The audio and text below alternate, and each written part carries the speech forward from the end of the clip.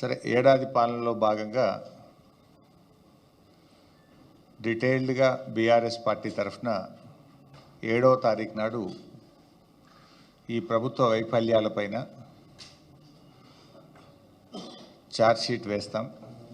కానీ ఈరోజు ఈ ఏడాది కాలంలో రేవంత్ రెడ్డి యొక్క డబుల్ స్టాండర్డ్స్, రేవంత్ రెడ్డి గారి యొక్క రెండు నాల్కల ధోరణి, ప్రతిపక్షంలో ఒక మాట, అధికారంలోకి వచ్చిన తర్వాత ఆయన మాట మార్చిన తీరు కావచ్చు. ఈవెన్ కొన్ని సందర్భాల్లో ముఖ్యమంత్రిగానే ముందొక మాట తర్వాత ఒక మాట, అంటే ముఖ్యమంత్రిగా బాధ్యతలు చేపట్టిన తర్వాత కూడా ఆయన మాట మార్చిన తీరు. ఇట్లా ముఖ్యమంత్రి గారు ఏంటంటే ప్రజలను ఏ రకంగా ఆయన మోసం చేస్తున్నారు, వంచిస్తున్నాడు, ఆయన నైజం అంటే ఉన్నది ఉన్నట్టుగా కుల్లం కుల్లా ప్రజల ముందు ఆయనకు నిజస్వరూపాన్ని బయటపెట్టే ప్రయత్నం చేస్తున్నాం. ఈరోజు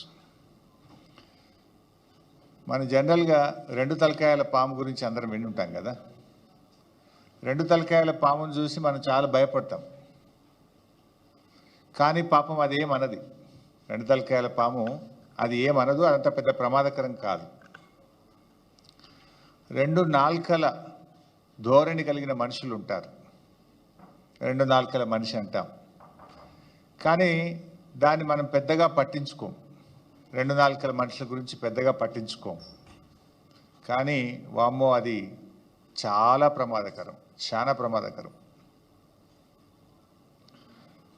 అయితే ఈ రెండు నాల్కల వైఖరికి ఎవరు నిదర్శనమని రాష్ట్రంలో ఎవరిని అడిగినా కూడా స్పష్టంగా నిస్సందేహంగా చెప్తారు ఆయన ఎవరు అంటే రేవంత్ రెడ్డి, మన రాష్ట్ర ముఖ్యమంత్రి.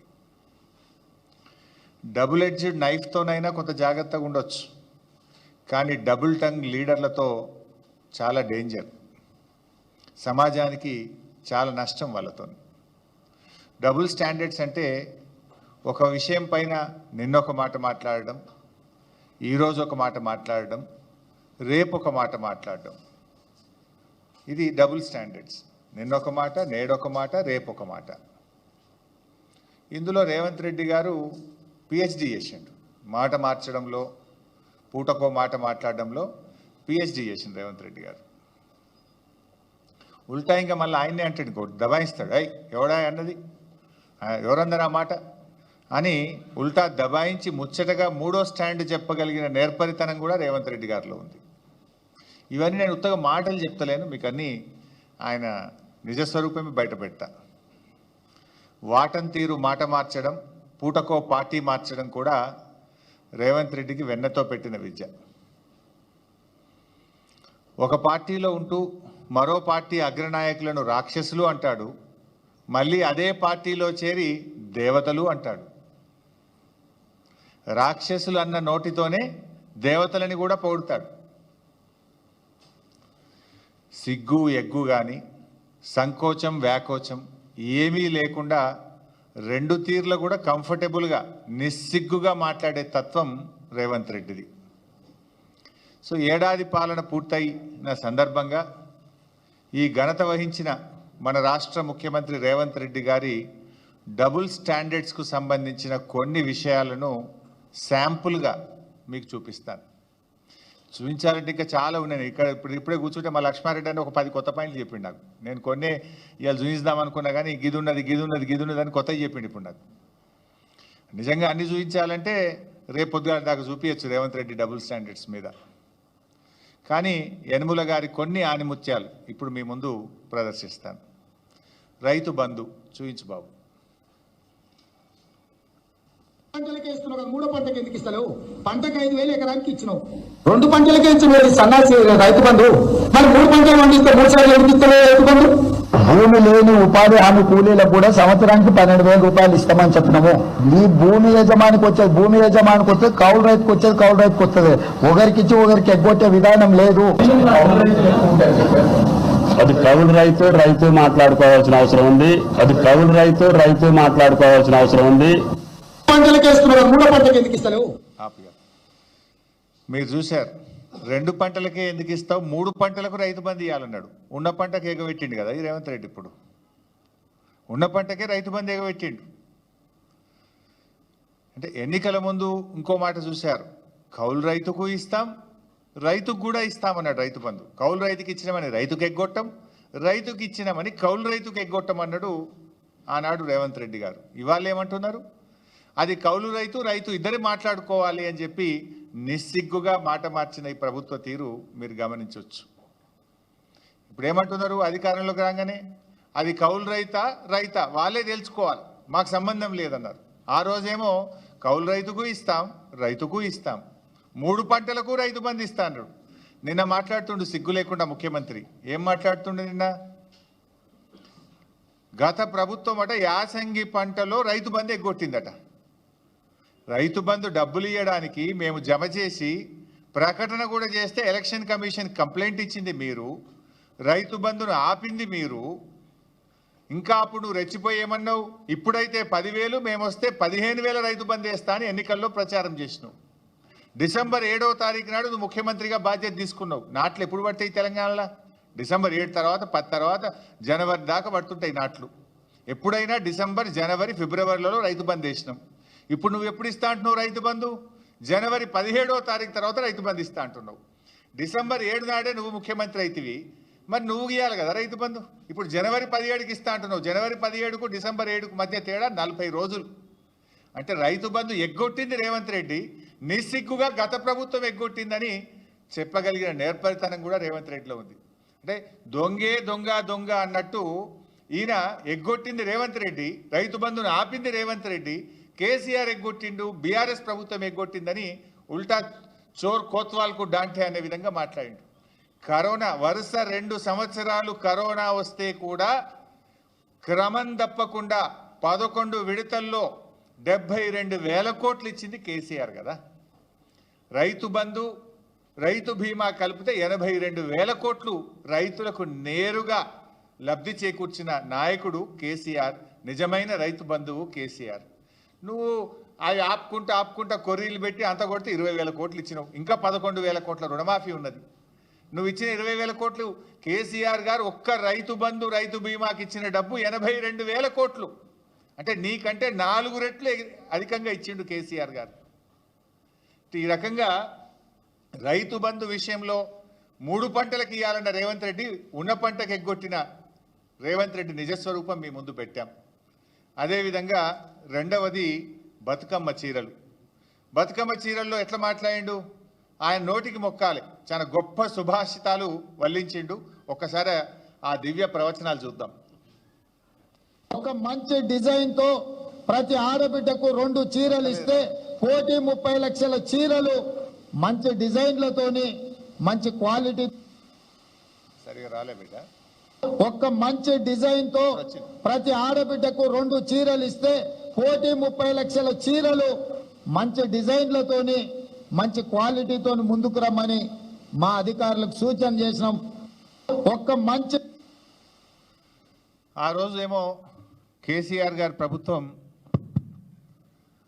ప్రతి బతుకమ్మ పండుగ కూడా ఏ పేదింటి ఆడబిడ్డ కూడా పండుగ పూట పాత చీరలు కట్టుకోవద్దు, కొత్త చీర కట్టుకోవాలి, ఇటు చేనేత కార్మికులకు ఉపాధి దొరకాలని కేసీఆర్ గారు చీరలు ఇచ్చారు.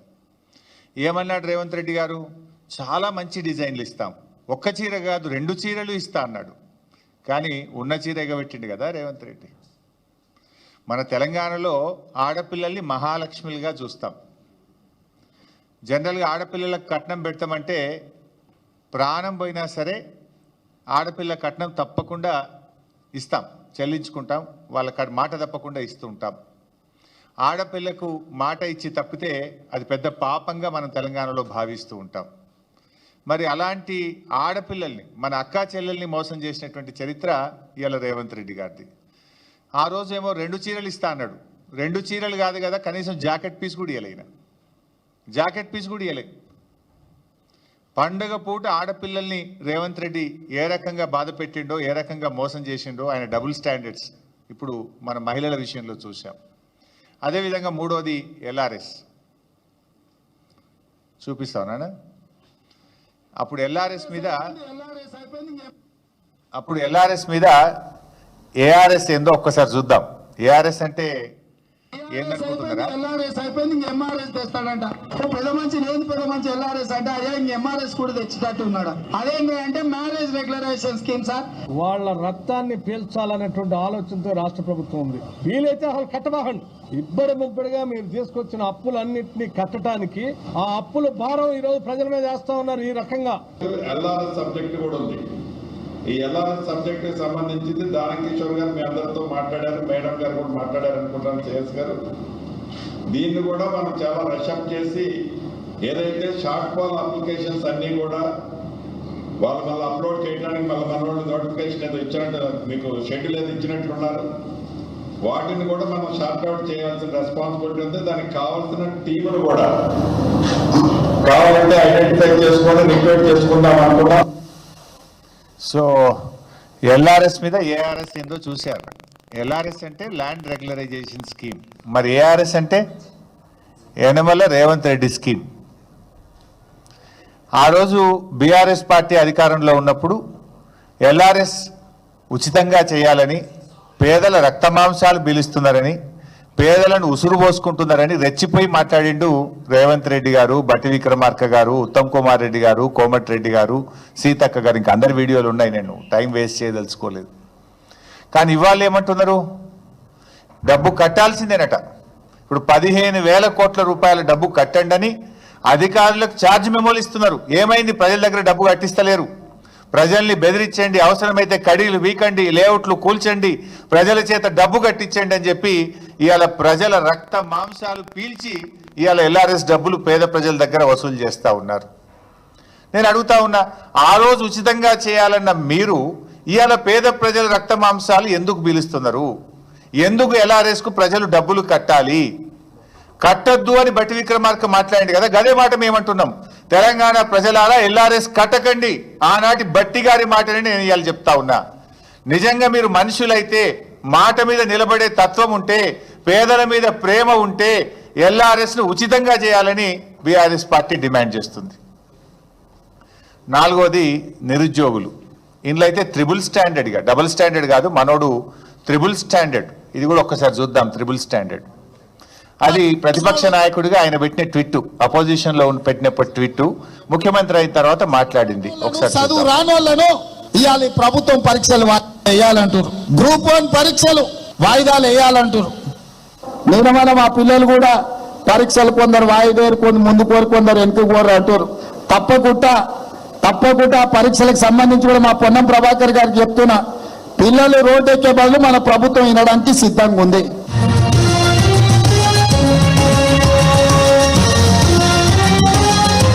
ఓకే. సో పోటీ పరీక్షల విషయంలో రేవంత్ రెడ్డిది డబుల్ స్టాండర్డ్ కాదు. ఆ రోజు ప్రతిపక్షంలో ఉన్నప్పుడు గ్రూప్ 2, గ్రూప్ 1 ఎగ్జామ్స్ కేసీఆర్ గారు పెట్టాలని నిర్ణయం తీసుకుంటే వాయిదా వేయాలి, 2 పరీక్షలు ఒక్కసారి ఎట్లా రాస్తారు అని చెప్పి ఈయన గారు ఆ రోజు మాట్లాడినాడు, ట్వీట్ పెట్టినాడు. మొన్న ముఖ్యమంత్రి అయిన తర్వాత ఇదే పిల్లలు అశోక్ నగర్లో రోడ్ల మీదకి వచ్చి పరీక్షలు వాయిదా వేయాలంటే ఇది ప్రతిపక్షాల కుట్ర అన్నాడు. తలకు మాసినోడే పరీక్షలు వాయిదా వేయాలంటారని, చదువు రానోళ్ళే పరీక్షలు వాయిదా వేయమంటారని నోటికి వచ్చినట్టు ఈయన మాట్లాడిండు. మళ్ళీ ఇప్పుడేం మీరే చూసిండ్రు, తలకు మాసినోడే వాయిదా వేయమంటాడు అని అన్నది రాష్ట్ర ముఖ్యమంత్రి రేవంత్ రెడ్డి. ఆ పరీక్షలు వాయిదా వేసింది రాష్ట్ర ముఖ్యమంత్రి రేవంత్ రెడ్డి. ఇప్పుడు ఎవడు తలకు మాసినోడే? ఇప్పుడు ఎవడు తలకు మాసినోడు? నువ్వే కదా అన్నావు, తలకు మాసినోడే వాయిదా వేయమంటాడని చెప్పి. మరి వాయిదా వేసింది కూడా నువ్వే కదా. అంటే ఈ రకంగా ఆయన కన్వీనియంట్గా ఎప్పుడు ఎట్లా అంటే ఎట్లా మాట్లాడడం, ఏదంటే అది మాట్లాడితే ప్రజలు నమ్ముతారనే విధంగా ఈ త్రిబుల్ స్టాండర్డు పరీక్షల వాయిదా విషయంలో, నిరుద్యోగుల విషయంలో మాట్లాడిండు. నిరుద్యోగుల విషయంలో ఇంకా చాలా విషయాలు కూడా ఉన్నాయి. మొదటి సంవత్సరంలోనే 2 లక్షల ప్రభుత్వ ఉద్యోగాలు ఇస్తామని చెప్పిండ్రు. 2 లక్షలు కాదు కదా, 10,000 కూడా వీళ్ళు ఇచ్చినాయి లేవు. అన్నీ కేసీఆర్ గారు ఇచ్చిన నోటిఫికేషన్లే. అంతే తప్ప జాబ్ క్యాలెండర్ విషయంలో ఫెయిల్ అయినరు. నిరుద్యోగ యువకులను కూడా కన్వీనియంట్గా మోసం చేసిండ్రు. ఇక సర్వేల మీద ఆ రోజు కేసీఆర్ గారు చేసిన సమగ్ర సర్వే మీద ఏం మాట్లాడిండు, ఇప్పుడు ఆయన ఏం సర్వే చేస్తుండు, ఒకసారి అది కూడా చూద్దాం. ఆయన అడ్డమైన మన ఇంటికి పంపించి మన ఆస్తులు, మన ఖాతాలు, మన పిల్లలు, మన వివరాలన్నీ అడ్డమైన చేతులు పెట్టమంటాడా? ఎవడన్నా బుద్ధుండేటోడు చేసే పనేనా? మెడకాయ మీద తలకాయ ఉన్నోడు ఎవడన్నా మంది వివరాలు మంది కాబట్టి ఎటువైనా పర్వాలేదని అనుకుంటున్నాడు. ఆ రోజేమో పచ్చ పార్టీలు ఉండయిన పచ్చ పార్టీలో ఉన్నప్పుడు మేము సమగ్ర సర్వే చేపడితే ఏ రకంగా మాట్లాడిండో చూసిండ్రు. ఇప్పుడు 3 రంగుల జెండాల పార్టీలో చేరి ఏ రకంగా సర్వే చేస్తుండో కూడా మనం చూస్తున్నాం. ఇప్పుడు అడ్డమైన ప్రశ్నలు అడుగుతున్నది ఎవడు? ఇవాళ సర్వేలు ఏమేమి అడుగుతుండో మీకు తెలియదా? బైసాబ్ మీ అందరి దగ్గర రాలేదా? నీ ఆస్తి ఎంత, నీకు మోటార్ సైకిల్ ఉందా, నీకు టీవీ ఉందా, నీ గ్రైండర్ ఉందా, నీ కారు ఉందా, నీ ట్రాక్టర్ ఉందా, నీకు భూమి ఉందా, నీ కొడుకు ఏం చేస్తుండని అడ్డమైన ప్రశ్నలు వేస్తున్నాడు ఎవడు? ఇప్పుడు మెడ మీద తలకాయ లేనోడు ఎవడు? ఆ రోజు ఏమన్నాడు? మెడ మీద తలకాయ లేనోడు ఎవడు? వాడు ఇట్లాంటి ప్రశ్నలు అడుగుతారా అన్నాడు. ఇప్పుడు చెప్పాలి రేవంత్ రెడ్డి గారు, అడ్డమైన ప్రశ్నలు వేస్తున్నోడు ఎవడు, మెడ మీద తలకాయ లేనోడు ఎవడో ఇవాళ ఆయన చెప్పాలి, ఆయనే సమాధానం చెప్పాలి. అంటే నువ్వు ఆ రోజు ఏం మాట్లాడినావు, ఈ రోజు నువ్వు అడుగుతున్న ప్రశ్నలు ఏంది, ఈ రోజు నువ్వు సర్వే రూపంలో ప్రజల్ని ఏ రకంగా ఇబ్బంది పెడుతున్నావు అన్నది ఆయన నిజస్వరూపం మనం ఈరోజు చూస్తూ ఉన్నాం ఆయనది. ఇక కూల్చివేతల విషయంలో కూడా ఉద్యోగస్తులు 200 గజాలు 400 గజాలు అలా కట్టుకుంటే జేసీబీలు పెద్ద పెద్ద మిషన్లు తీసుకెళ్ళి పాపం నేలమట్టం చేసిండు. క్రిమినల్ వేస్ట్, ఇసుక, సిమెంటు, మిగతాయి ఒకవేళ ఇర్రెగ్యులారిటీ జరిగినా రెగ్యులరైజ్ చేయడానికి చట్టంలో నిబంధన ఉంది. వాళ్ళేం దోపిడీ చేయలే, లేకపోతే వాళ్ళేం దేశద్రోహం చేయలే. వాళ్ళు అమాయకంగా కొనుక్కున్నారు, దాంట్లో కట్టుకున్నారు. ఒకవేళ అనుమతులు లేవనుకోండి, రెగ్యులరైజ్ చేయడానికి you have a certain rules and regulations. Criminal వేస్ట్గా మొత్తం ఉన్న బలంగా నేలమట్టం చేయాల్సిన అవసరం ఉందా సార్? ఇవాళ గవర్నమెంట్ స్కీమ్స్ అనౌన్స్ చేస్తుంది. మీరు గవర్నమెంట్ ల్యాండ్స్లో ఉంటే మీరు రెగ్యులరైజ్ చేయించుకోండి, మీరు బిల్డింగ్లు కట్టుకుంటే రెగ్యులరైజ్ చేయించుకోండి. ఇంకోటి, నువ్వు అయ్యప్ప సొసైటీ కాడికి ఒక ఫార్ములా ఇచ్చేది ఉండే, కట్ ఆఫ్ డేట్ ఇచ్చేది ఉండే.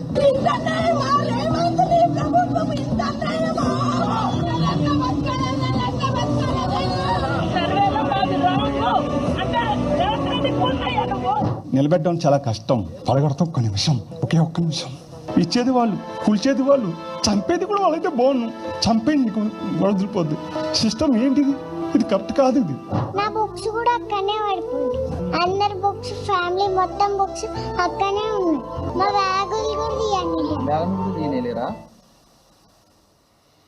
చూసాం నేడేం చేస్తుండో మీరు చూశారు. బీఆర్ఎస్ హయాంలో కొన్ని అక్రమ కట్టడాలను కూలిస్తే అది జాతి ద్రోహం అని, అది క్రిమినల్ వేస్టలని కిరాక్ మాటలు మాట్లాడిండు రేవంత్ రెడ్డి ఆ రోజు. ఇవాళ అధికారంలోకి వచ్చిన తర్వాత ఇష్టం వచ్చినట్టుగా పేదల ఇండ్లను ఏ రకంగా కూలుస్తున్నాడో మీరు చూశారు.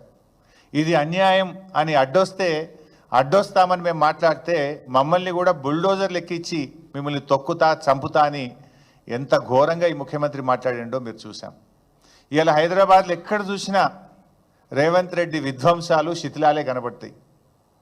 ఈయన ఏడాది పాలనలో కూల్చిన ఇండ్లే ఎక్కువ, కట్టిన ఇల్లు అయితే ఒక్కటి లేదు. ఏడాది రేవంత్ రెడ్డి పాలనలో కట్టిన ఇల్లు ఒక్కటి లేదు. ఎక్కడ పోయినా కూల్చిన శిథిలాలు మాత్రం కనబడతాయి. పాప మా పసిపాప నా పుస్తకాలు తెచ్చుకుంటా, మా నాన్న కొనిచ్చిన వాటర్ బాటిల్ తెచ్చుకుంటా అంటే కూడా సమయం ఇవ్వకుండా కూల్చినావు కదా. Is it not criminal waste mister Revanth Reddy?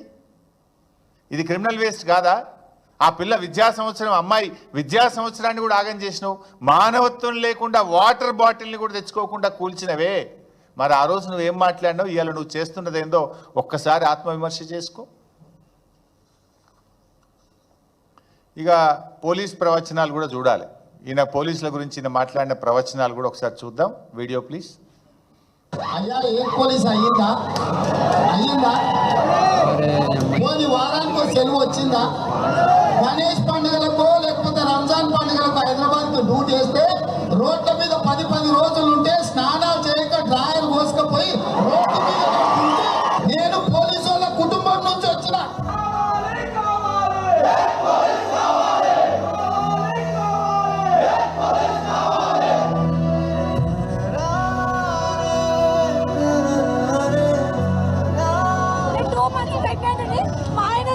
తీసుకోలేకపోతున్నాడు.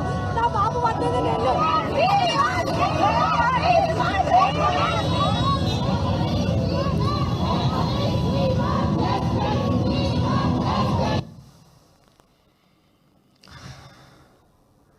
చూస్తే ఎన్ని ఉన్నాయో, ఇంకా చాలా ఉన్నాయని.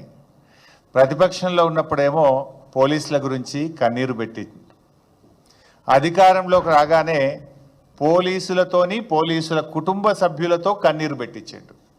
ఆనాడేమో మొసలి కన్నీరు, ఇప్పుడేమో ఆ కుటుంబాలతోని ఆ పోలీసులతో కన్నీరు పెట్టించాడు.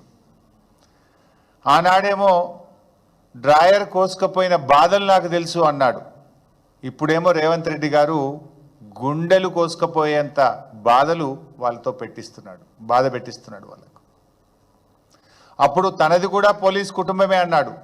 ఇప్పుడేమో పోలీస్ కుటుంబాలను రాచి రంపాన పెడుతున్నాడు. ఏమడిగినరా పోలీసులు? వి వాంట్ జస్టిస్ అన్నారు, వి వాంట్ ఏక్ పోలీసింగ్ అన్నారు. అది వాళ్ళ డిమాండ్ కాదు.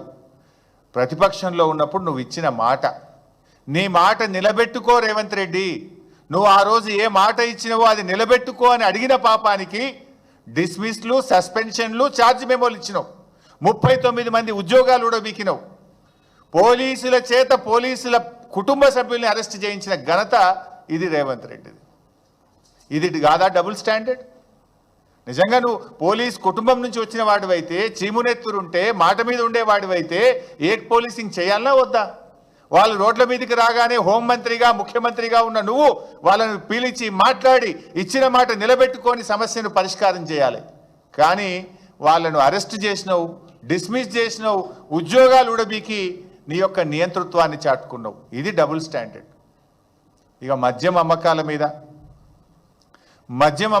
మీద ఈయన మాయదారి మాటలు కూడా ఒకసారి చూద్దాం. 10 వార్డులు ఉంటాయి, 20 బెల్ట్ షాపులు అయినాయి. ఇవాళ ఇంట్లో ఆయన తాగుపోతే కష్టం ఉంటే పిల్లగాడు కూడా తాగొచ్చినాక వాడినెక్కడ పట్టాలి, ఈయనెక్కడ పట్టాలి?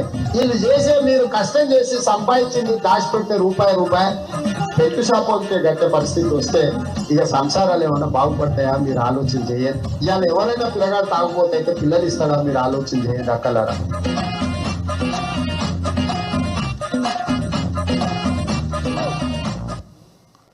అప్పుడేమో మద్యం వద్దని పద్యం, ఇప్పుడేమో మద్యమే మాధ్యం. ఇది రేవంత్ తీరు. నేను అసెంబ్లీలో కూడా అడిగిన ఈ మాట. ఈ సంవత్సరం బడ్జెట్లో గత సంవత్సరం కంటే 10,000 కోట్ల రూపాయలు మద్యం మీద అధిక ఆదాయం కావాలని లక్ష్యంగా పెట్టుకున్నారు, వీళ్ళు బడ్జెట్లో పెట్టుకున్నారు. ఈ మధ్య రేవంత్ రెడ్డి ఎక్సైజ్ శాఖను రివ్యూ చేసినాడు. రివ్యూ చేసి అమ్మకాలు తగ్గుతున్నాయి, సేల్స్ పెరగాలి కదా.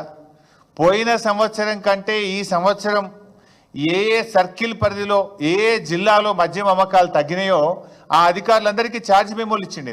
30 మంది ఎక్సైజ్ అధికారులకు, ఎక్సైజ్ సిఐలకు, ఎక్సైజ్ సూపరింటెండెంట్లకు మీ ఏరియాలో మద్యం తక్కువ అమ్ముతున్నది, మీరు అమ్ముతారా అమ్మారా అని ఛార్జ్ మెమోలు ఇచ్చిండు. వాళ్ళకు మిమ్మల్ని ట్రాన్స్ఫర్ చేస్తామో అని బెదిరించాడు.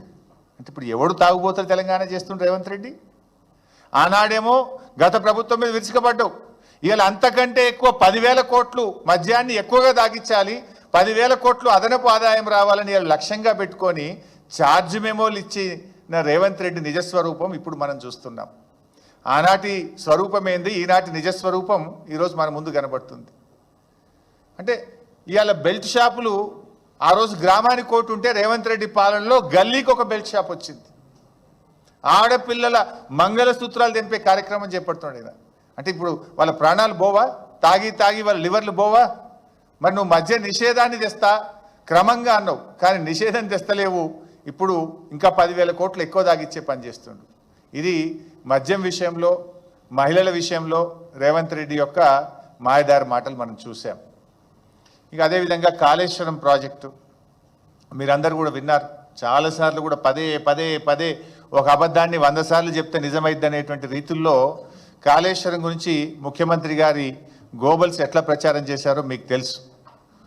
ఒకవైపు ఏమో కాళేశ్వరం కూలైపోయింది, లేనే లేదు, 1,00,000 కోట్లు వృధా అయిందని మాట్లాడతాడు.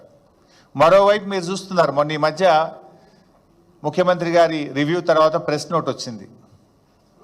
మల్లన్న సాగర్ నుంచి హైదరాబాదుకు 20 టీఎంసీల నీళ్లు, మల్లన్న సాగర్ నుంచి మూసీ పునరుద్ధరణకు 5 టీఎంసీల నీళ్లు. మరి కాళేశ్వరం కూలైపోతే మల్లన్న సాగర్ నుంచి హైదరాబాద్ నీళ్ళు ఎట్లా వస్తాయి? మల్లన్న సాగర్ కాళేశ్వరంలో అంతర్భాగం కాదా? కొండపోచమ్మ సాగర్ మల్లన్న సాగర్లో అంతర్భాగం కాదా? ఆ మధ్య ఇంకా కొండా సురేఖ గారి వీడియో కూడా ఉంది, అది కూడా ఉంది, ఒకసారి చూసిన తర్వాత మాట్లాడదాం. కాళేశ్వరం కట్టడం కూలడం రెండూ జరిగిపోయినాయి. శ్రీ రంగనాయక సాగర్ జలాశయం కింద దాదాపు 1,10,000 ఎకరాలకు నీరు అందించేటువంటి కార్యక్రమం ఉంది. దీంట్లో ఎడమ కాలువ ఇప్పుడు మనం ఓపెన్ చేయడం జరిగింది. ఎడమ కాలువ నుంచి 70,000 ఎకరాలకు, అదేవిధంగా కుడి కాలువ నుంచి 40,000 ఎకరాలకు, ఎడమ సాగర్ నుంచి ఇప్పుడు నీళ్లను మేము విడిచిపెట్టడం జరిగింది.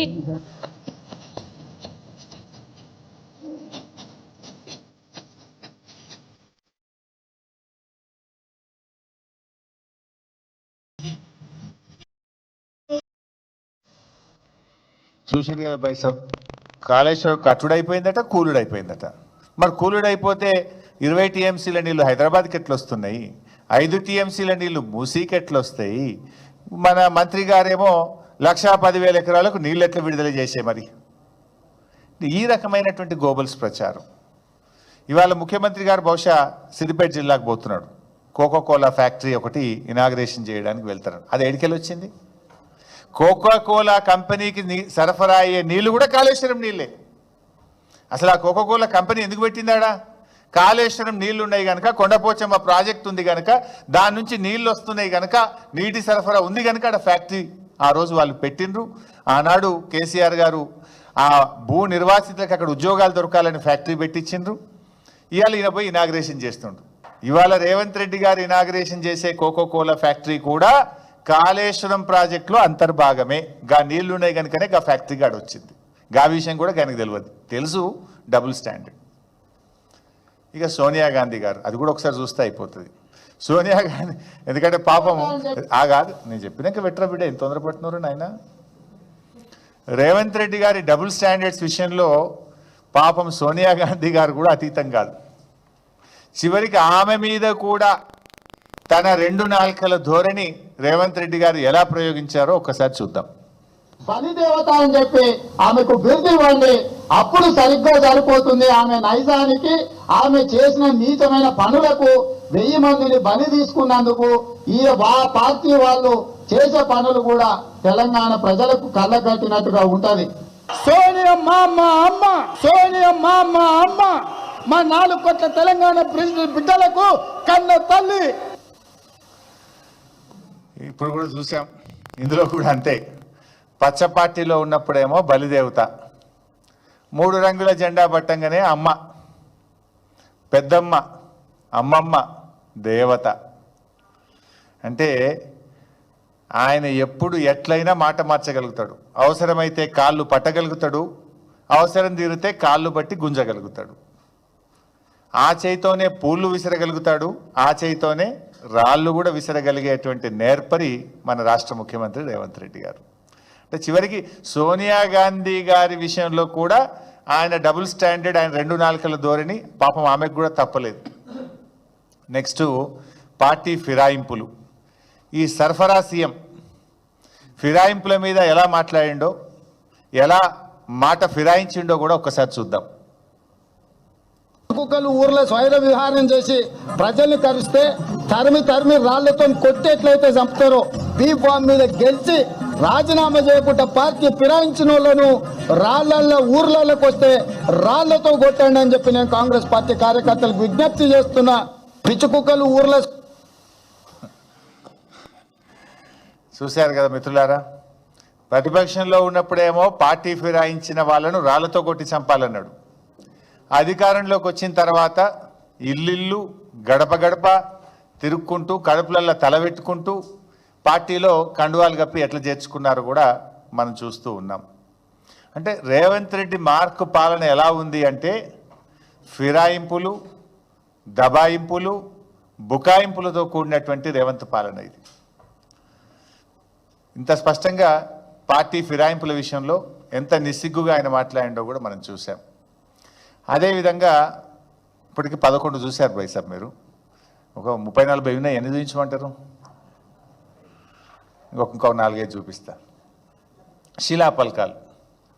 శిలాపలకాల మీద ప్రతిపక్షంలో ఉన్నప్పుడు ఏమంటుండే అంటే, శిలాపలకాల మీద పేర్లు అవసరమా అని ఒక విచిత్రమైన మాటలు మాట్లాడుకుంటూ పేర్లు ఎందుకు, హోదా రాస్తే చాలు కదా, ముఖ్యమంత్రి మంత్రిని రాస్తే చాలు, వీళ్ళ పేర్లు అవసరమా అన్నాడు.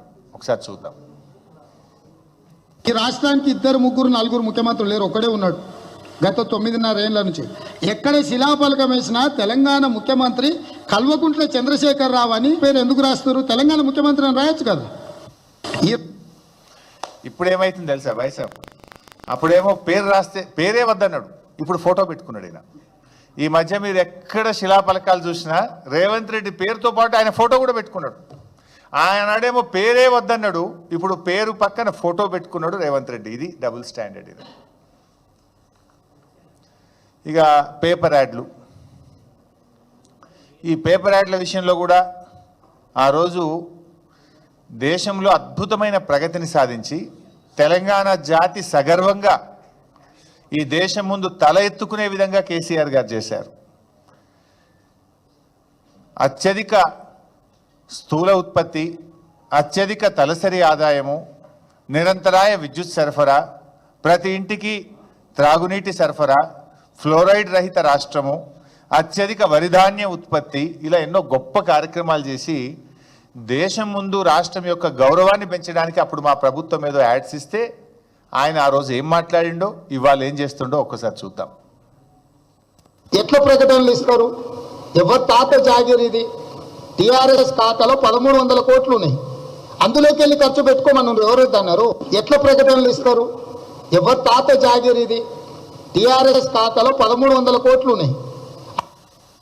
ఇప్పుడు చూస్తున్నారు కదా బైసాబ్, రోజు జాక్ పేజ్ యాడ్లు, ఇంకా ఉత్తుత్త యాడ్లు కూడా కాదు. ఇందిరాగాంధీ జయంతికి యాడే, రాజీవ్ గాంధీ వర్ధంతికి యాడే, ఉత్సవాల పేరు మీద యాడ్లే. రోజు మరి అడ్డగోలుగా ఎవరి జాగిరని ఇస్తున్నావు నువ్వు యాడ్లు? మరి ఎవరి డబ్బు? ప్రజల డబ్బును నువ్వు ఈ రకంగా నీ ప్రచారం కోసం ఏ రకంగా ఖర్చు పెడతావని మాకు అడగరాదా? అంటే మేమిస్తేనేమో బ్యాడ్ అట, ఆయన ఇస్తేనేమో యాడ్ అట. ఇది ఆయన 2 నాలుకల ధోరణి. అదేవిధంగా మూసీ విషయంలో ఆయన గారు ఏం మాట్లాడిందో కూడా మీ అందరికీ తెలుసు. ఇది ముఖ్యమంత్రి అయినాకనే మార్చిన మాట. ఇంక ఇది ప్రతిపక్షంలో ఉన్నది కూడా కాదు. మూసీ విషయంలో ముఖ్యమంత్రి అయినాకనే మాయా మచ్చింద్ర మాటలు చూస్తే అది నోరా మోరే అనిపిస్తుంది. ఒక్కసారి చూడండి. పరివాహక అభివృద్ధి కోసం 5 ఏళ్లలో 1,50,000 కోట్ల రూపాయలు 1,50,000 కోట్ల రూపాయలతోని ప్రణాళికలు సిద్ధం చేసి, మరి 1,50,000 కోట్లు అనేది ఎక్కడి నుంచి వచ్చింది? 1,50,000 కోట్లు అనేది ఎక్కడి నుంచి వచ్చింది? సుందరీకరణ అనేది ఎక్కడి నుంచి వచ్చింది? మూసి చూసింది కదా బైసాబ్, తన నోటితోని తానే 1,50,000 కోట్లని నొక్కి నొక్కి చెప్పిండు. మళ్ళీ ఆ తర్వాత 1,50,000 కోట్లు అనేది ఎక్కడి నుంచి వచ్చిందని మిమ్మల్ని అడిగిండు విలేకరుల సమావేశంలో. మిమ్మల్ని దబాయించిండు. అది ఎక్కడి నుంచి వచ్చింది, ఎవడు చెప్పిండు మీకు అని ఉల్టా దబాయించింది ఆయన. అంటే అనేది ఆయన్నే, ఉల్టా అడిగేది కూడా ఆయన్నే, దబాయించేది ఆయన్నే, మళ్ళీ బుకాయించేది ఆయన్నే. పుట్టించేటోడు ఆయన్నే, ప్రశ్నించేటోడు ఆయన్నే. అంటే ఎట్లా ఉంటుంది ఈయన తీరంటే, ఇది వెనకటికో సామెత ఉంటుంది, చెప్పటోనికి చెవుడైనా వినటోనికి వివేకం ఉంటుంది అనే ఒక సామెత ఉంది. కనీసం ఆ ఇంగిత జ్ఞానం కూడా రేవంత్ రెడ్డి గారికి లేకపోయింది. నేనే చెప్పినాను కనీసం ఉండాలి కదా ఆయనకు. ఇక అప్పట్లో మా ప్రభుత్వంలో కొంతమంది కొత్త రాష్ట్రం ఏర్పడ్డది, కొంతమంది సలహాదారులు అవసరమని ఆనాడు మా ప్రభుత్వం కొంతమంది సలహాదారులను పెట్టుకున్నది. ఆ రోజు ఈయన కోర్టులో కేసేసిండు. అసలు ఇంతమంది సలహాదారులు అవసరమా? వీళ్ళ క్యాబినెట్ ర్యాంక్ ఎట్లా ఇస్తారు? వీళ్ళకి స్టేట్ మినిస్టర్ ర్యాంక్ ఎట్లా ఇస్తారు? ఈ సలహాదారులంతా వేస్టు అని స్వయంగా రేవంత్ రెడ్డి మన హైకోర్టులో కేసు వేసిండు. ఆ కేసు ఈరోజు కూడా నడుస్తుంది. Still that matter is pending in the high court. మరి సలహాదారులు వద్దని, సలహాదారులకు క్యాబినెట్ ర్యాంక్ ఇవ్వొద్దని హైకోర్టులో కేసు వేసేటప్పుడు మనం ఏం చేస్తాం? ప్రమాణం చేస్తాం. విల్ గివ్ ఎన్ అఫిడవిట్ ఏమి ఇస్తాం? రాజ్యాంగం మీదనో దేవుడి మీదనో ప్రమాణం చేసి మనం అఫిడవిట్ ఇస్తాం. నేను చెప్పేదంతా నిజం, నేను చెప్పేదంతా కూడా నాకు తెలిసి నేను కరెక్టే అని అఫిడవిట్ ఇస్తాం హైకోర్టులో. అఫిడవిట్ ఇచ్చి హైకోర్టులో వేసిన రేవంత్ రెడ్డి ఇలా ఏ రకంగా సలహాదారులను అపాయింట్ చేసిండు, పార్టీ ఫిరాయించిన వాళ్ళకు కూడా క్యాబినెట్ ర్యాంకులు ఇచ్చుకుంటా ఏ రకంగా సలహాదారులు ఇచ్చిండో మీకు తెలియదా బాయ్ sir? Is it not double standard? ఒకసారి అది కూడా చూద్దాం. అది హైకోర్టు కేసు, లెఫ్ట్ సైడ్. ఇటువైపు ఏమో క్యాబినెట్ ర్యాంక్ ఆర్డర్, ఈ ప్రభుత్వం ఇచ్చిన ఆర్డర్.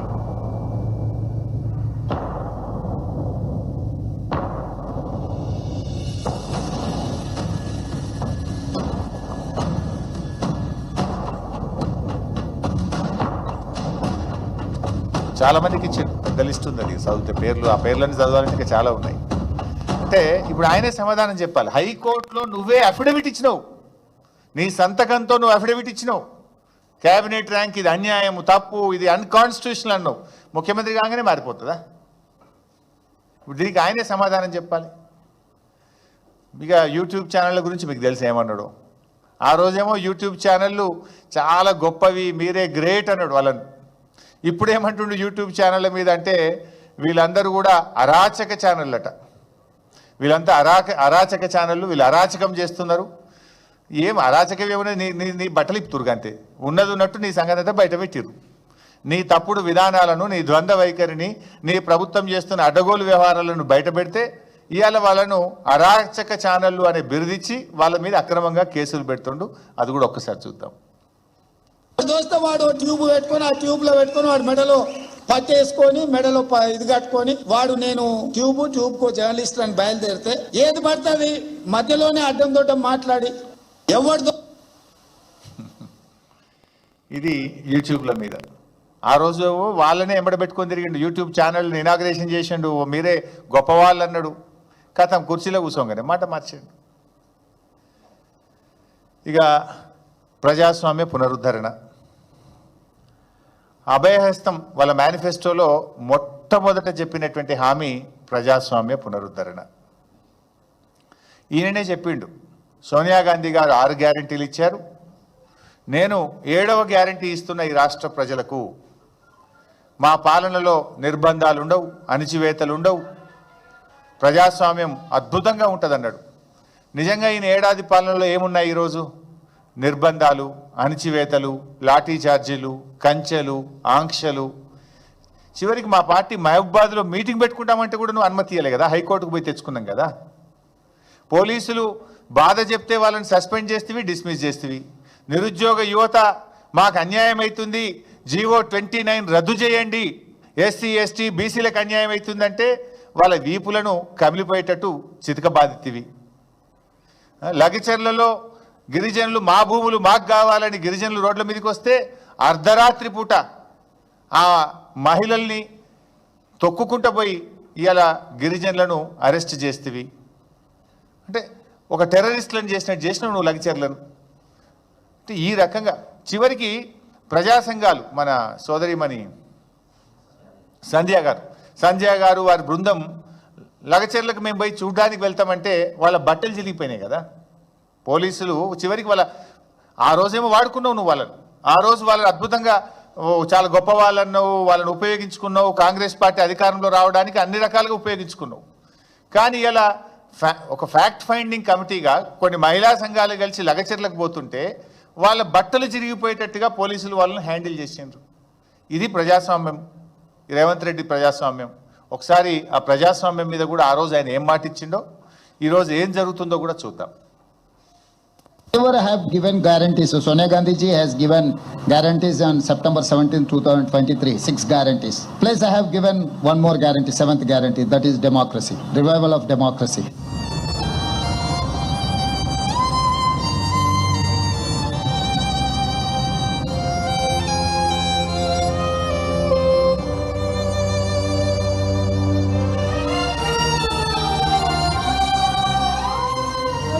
వచ్చి మా ఆయన తీసుకువెళ్ళిండ్రు సార్. ఇంతగానో దౌర్జన్యం ఎందుకు చేస్తుండ్రు? నేను ప్రెగ్నెన్సీ లేడు ఉన్నా, నాకు ఎవరు లేరు అని చెప్తే కూడా ఇడవకుండా తీసుకువెళ్ళిండ్రు సార్. ఇప్పుడు నాకు పెయిన్స్ వస్తున్నాయి, ఎవరు తీసుకువెళ్తారు? మా ఇంట్లో అయితే ఎవరు లేరు, నేను ఒక్కదాన్నే ఉన్నా. అంటే చెప్పిందేమో ప్రజాస్వామ్య పునరుద్ధరణ, కానీ జరుగుతున్నదేమో ప్రజాస్వామ్య హనన. ఈరోజు ఈ రాష్ట్రంలో జరుగుతుంది. ఎక్కడ అసలు ఉందా ప్రజాస్వామ్యం?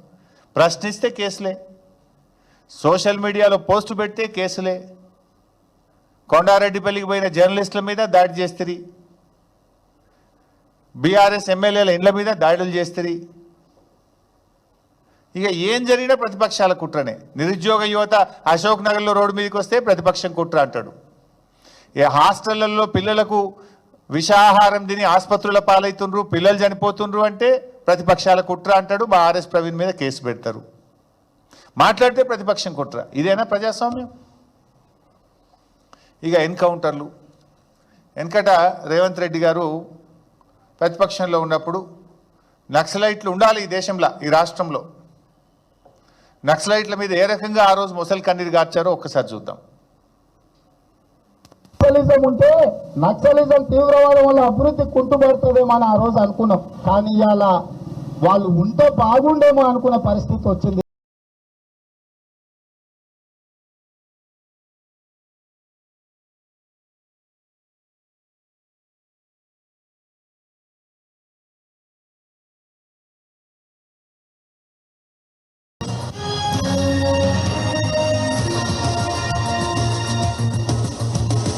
ఆ రోజేమో నక్సలైట్లు ఉంటే బాగుండు అన్నాడు, ఇవాళ నక్సలైట్లు ఉండకపోతే బాగుండు అంటుండు.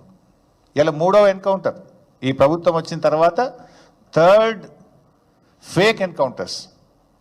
ఇది వాళ్ళ కుటుంబాలు చెప్తున్నారు, మనం పేపర్లలో చూస్తున్నాం, వార్తలు టీవీల్లో చూస్తున్నాం, దాని వెనక ఏం జరిగింది అనేటువంటి వార్తలు మనం చదువుతున్నాం. అంటే ఆ రోజు ఒక మాట, ఇవాళ ఒక మాట. ఇట్లా చెప్పుకుంటూ పోతే ఇంకా 20-30 ఉన్నాయి. I don't want to take much time, but release చేస్తా, వీడియోలన్నీ కూడా మీకు రిలీజ్ చేస్తాయి, ఇంకా చాలా ఉన్నాయి. అంతెందుకే మొన్న ఇప్పుడు సిపిఐ పార్టీ వాళ్ళు ముఖ్యమంత్రి కలవడానికి పోయినరు, లెఫ్ట్ పార్టీలు. నేను పేపర్లో చూసిన, ఏంది మన లగచెర్లలో ఫార్మాసిటీ నోటిఫికేషన్ రద్దు చేయండి అంటే, ఎవరు చెప్పిండండి మీకు ఫార్మాసిటీ నోటిఫికేషన్, ఎవరు చెప్పిండు మీకు అని ఉల్టా దబాయించిండు వాళ్ళని. ఇప్పుడు ఏమైంది, ఫార్మాసిటీ నోటిఫికేషన్ రద్దు చేసిండు, మళ్ళీ ఇండస్ట్రీ నోటిఫికేషన్ ఇచ్చిండు. పేపర్లలో మీకు వచ్చిన ప్రెస్ రిలీజ్ ఏముందండి, మీకు ఎవరు చెప్పారండి ఫార్మాసిటీ అని ఆయనే దబాయించిండు లెఫ్ట్ పార్టీలు పోతే. మళ్ళీ తెల్లారు చూస్తే అట్లాగా చెప్పుకుంటూ పోతే చాలా ఉంటాయి. మన మహబూబ్నగర్ మీటింగ్లో మీరు చూసి ఉంటారు, ముఖ్యమంత్రి లేచి 7 లక్షల కోట్లు అప్పు అన్నాడు, 5 నిమిషాలకే బట్టి విక్రమార్క మాట్లాడి 8 లక్షల కోట్లు అప్పు అంటాడు. ఇక మొక్కాల వాళ్ళ నోటికి.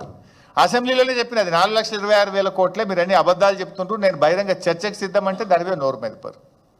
ఈ రకంగా ఇంకా చాలా చాలా ఈయన నిజ స్వరూపాలు, చాలా స్వరూపాలు ఉంటాయి ఈయనకు, అపరిచితుడైన. అంటే జనరల్గా రాజకీయ నాయకులు అనేవాళ్ళు ఆదర్శంగా ఉండాలి. ప్రజలు నిశితంగా మనను పరిశీలిస్తూ ఉంటారు.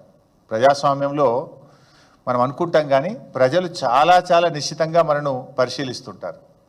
రాజకీయ నాయకులు ఒళ్ళు దగ్గర పెట్టుకొని చాలా బాధ్యతగా మాట్లాడాలి, బాధ్యతగా మెదగాలి. ఇవాళ రేవంత్ రెడ్డి స్టైల్ ఎట్లుంటుందంటే, నేనంటలేని మాట, ఆయన అన్న మాటనే అమెరికాలో మాట్లాడి అదొక్క వీడియో చూపిస్తా లాస్ట్గా, మీకు కూడా బోర్ అయిద్దేమో. ఆయన ఏమంటే, ఆయన జనరల్గా ప్రజలు పిచ్చోళ్ళు, మనం ఏదైనా మాట్లాడొచ్చు, నాలుకే కదా, నరం లేని నాలుక, ఏదన్నా మాట్లాడొచ్చు, ఎటన్నా తిప్పొచ్చు అని రేవంత్ రెడ్డి గారు త్రికరణ శుద్ధిగా నమ్మి ఆయన ఆచరిస్తుండు అని అనిపిస్తూ ఉంటుంది. ఆయన ఒకసారి అమెరికాలో మాట్లాడండి, అదొక్క వీడియో చూసిన తర్వాత నేను ముగిస్తాను, ఒక్కొక్క 2 మాటలు చెప్పి ముగిస్తాను. అది కూడా ఒకసారి. మా చేత మోసపోవాలని ప్రజలు కోరుకుంటున్నారు. సరే, వాళ్ళని కోరుకున్నప్పుడు మాదే ఉంది, రోగి కోరుకున్నది అదే, డాక్టర్ ఇచ్చింది అదే అన్నట్టు ఉంది వ్యవహారం. మా చేత మోసపోవాలని ప్రజలు కోరుకుంటున్నారు. సరే, వాళ్ళని కోరుకున్నప్పుడు మాదే ఉంది, రోగి కోరుకున్నది అదే, డాక్టర్ ఇచ్చింది అదే అన్నట్టు ఉంది. అంటే మోసం చేయడం మాకు అలవాటు, మోసపోవడం ప్రజలకు అలవాటు అని నిస్సంకోచంగా చెప్పిండు రేవంత్ రెడ్డి గారు. అది ఇక్కడ మాత్రం డబుల్ స్టాండర్డ్ లేదండి, ఉన్నది చెప్పినట్టు ఆయన మనసులో చెప్పిండు, దీని మీద మాట మార్చలే. ఈ రకంగా అంటే ముఖ్యంగా నా ప్రయత్నం వల్ల కూడా రేవంత్ రెడ్డి నిజస్వరూపాన్ని ప్రజలకు చూపించాలన్నదే నా ప్రయత్నం, మీ ద్వారా ఈ రాష్ట్ర ప్రజలకు చూపించాలన్నదే నా ప్రయత్నం. చైతన్యవంతులైనటువంటి ప్రజలు ఇకనైనా ఇలాంటి 2 నాల్కల ధోరణి కలిగిన నాయకులను నమ్మి మోసపోవద్దని, మోసపోతే ఎలా గోసపడుతున్నామో మనం చూస్తున్నాం. ఏం కోల్పోయారు అని ఈయన మాట్లాడుతున్నాడు. రైతు బంధు కోల్పోలేదా, కేసీఆర్ కిట్ కోల్పోలేదా, బతుకమ్మ చీరలు కోల్పోలేదా, ప్రజాస్వామ్యం కోల్పోలేదా, ఎన్నని చెప్పమంటావు చెప్తాను. అది 7వ తారీఖు నాడు ఇంకా చాలా డీటెయిల్గా, ఇంకా చాలా వివరంగా నీ ఏడాది పాలన గురించి చాలా వివరాలు ఉన్నాయి, అవి కూడా చెప్తాం. తెలంగాణ ప్రజలకు ఈ ఏడాది కాలంలో అనుభవంలోకి వచ్చిందల్లా కూడా మోసం, దగ, నీ 2 నాల్కల ధోరణి. ఇలా పిల్లలు కూడా చూస్తే, ఎక్కడ టీవీ చూస్తే పిల్లలు చెడిపోతారు అని ఛానల్ మారుస్తున్నారు తల్లిదండ్రులు. రేవంత్ రెడ్డి స్క్రీన్ మీద కనడంగానే ఛానళ్ళు మార్చే పరిస్థితి వచ్చింది. నీ భాష కానీ, నీ వ్యవహార శైలి, నువ్వు మాట్లాడుతున్న తీరు, ఇవాళ కుటుంబాలు భయపడుతున్నాయి. మా పిల్లల మీద ఈ ప్రభావం ఎంత పడుతుందో అని కూడా బాధపడే పరిస్థితి వచ్చింది. అంటే రేవంత్ రెడ్డి గారిని నమ్మితే ఏమైంది అంటే, అన్న వస్త్రానికి పోతే ఉన్న వస్త్రం పోయింది అన్నట్టు అయిపోయింది ఈరోజు. సో నేను చూపించింది, నేను చెప్పే ప్రయత్నం అంతా కూడా ఈ ఏడాది పాలనలో ఎడతెగని వంచనకు నిలువెత్తు నిదర్శనాలు ఇవన్నీ. ఇది ఆత్మవంచన చేసుకోవడమే. ఒక నాయకుడు అనే వ్యక్తి ఏదైనా ప్రజలకు మాట ఇస్తే, ప్రతిపక్షంలో ఉన్నప్పుడు మాట్లాడితే దాన్ని నిలబెట్టుకునే ప్రయత్నం చేయాలి. ఇవాళ నీ మాటలే కదా, నువ్వు రెచ్చగొట్టే ప్రజల్ని నేను ఇది చేస్తా అది చేస్తా అని చెప్పి నువ్వు ఈ రకంగా అధికారంలోకి వచ్చినావు. కానీ ఇలా అధికారంలోకి వచ్చినాక ఎట్లా మాట మారుస్తున్నావో కూడా ఇలా రాష్ట్ర ప్రజలు గమనించాలని చెప్పి కూడా కోరుకుంటూ ఇంత ఓపికగా విన్నందుకు మీ అందరికీ ధన్యవాదాలు.